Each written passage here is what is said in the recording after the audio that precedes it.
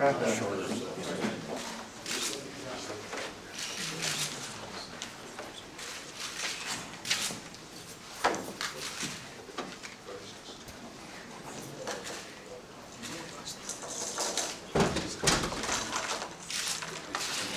want to first of all acknowledge the presence here of Senators Mitchell, Moynihan, Regal, Sarbanes, Sasser, Hatfield, and Durenberger, and the Speaker and Congressman Matsui and Congressman Fish.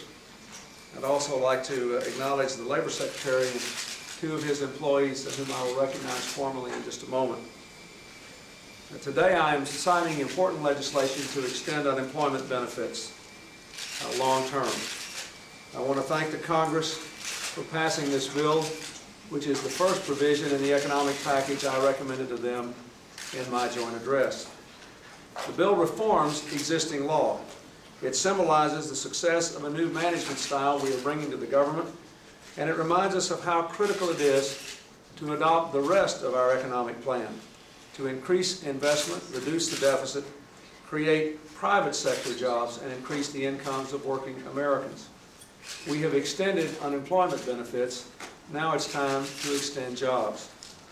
It's been less than a month since I asked the Secretary of Labor to prepare the emergency legislation. I want to commend the leadership of the Congress, of those who are here and those who are not, who made rapid action possible. Thanks to them, the benefits of millions of Americans will proceed without interruption. More important, this legislation takes an existing pilot program and applies it nationally in ways that I am convinced will help tens of thousands of workers immediately.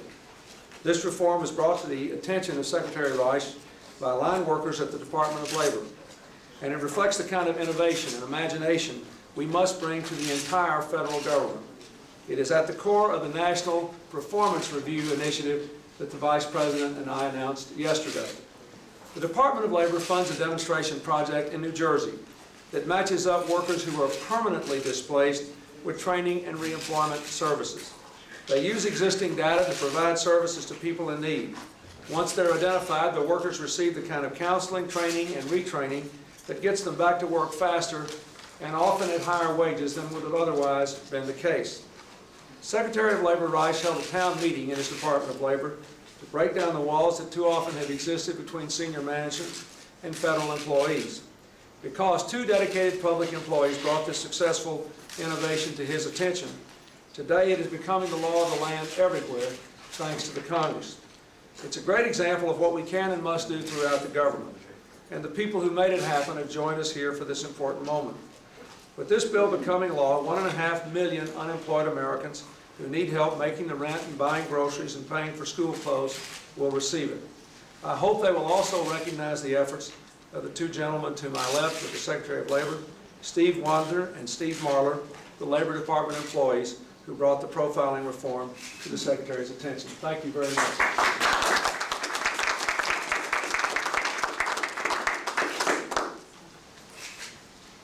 Some of the indicators are that we are coming out of a long and deep recession, but as all of you know, this has been a slow, anemic recovery when it comes to job growth especially. It is time now to get on to the important work of stimulating our economy and putting the American people back to work, to creating the conditions that will allow the private sector to create jobs and to create jobs at good wages.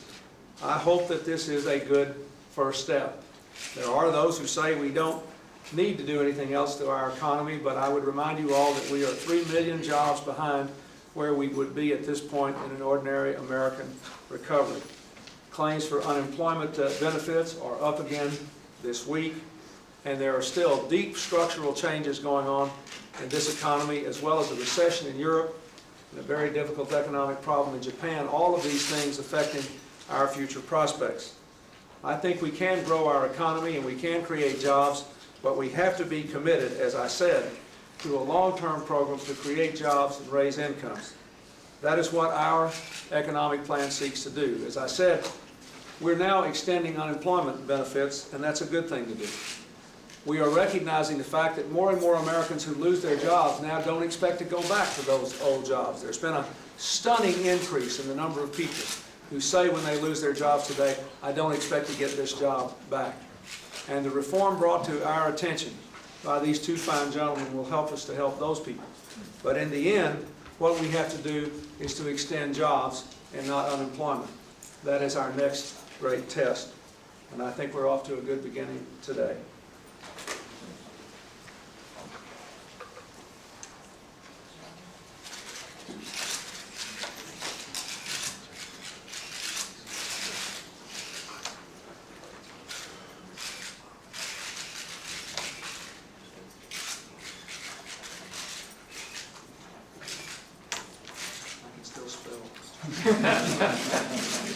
Great job. Senator Regal taught me how to spell. It's our answer to automation. This is the new technology. That's right. You ought to be ashamed of yourself.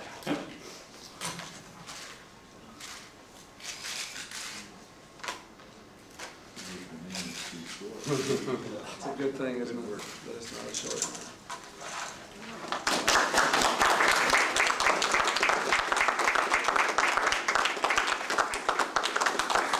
Mr. President, do you have any response to Mr. Garofsky, who had an implied threat of violence against the United States because of its policy of air votes?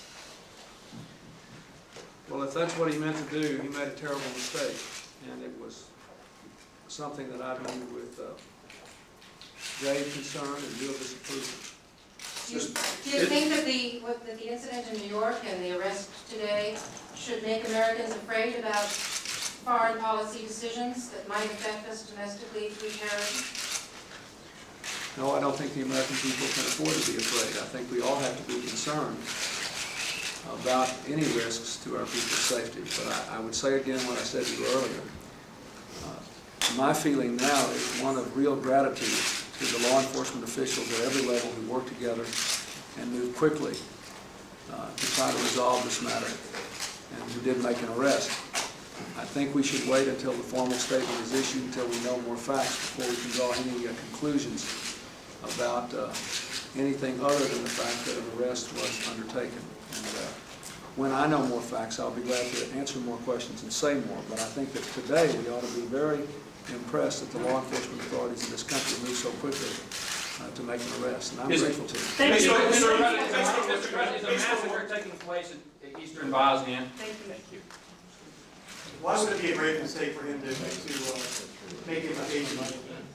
Based on what you know, sir, do you think they'll be able to crack the bombing case? What does it say about your commitment to the cutting deficits? It says I've done more about it than anybody in recent history, and I tend to keep on. Pardon me? Thank you. I'll give you one. First action, I asked $6 million. Thank you.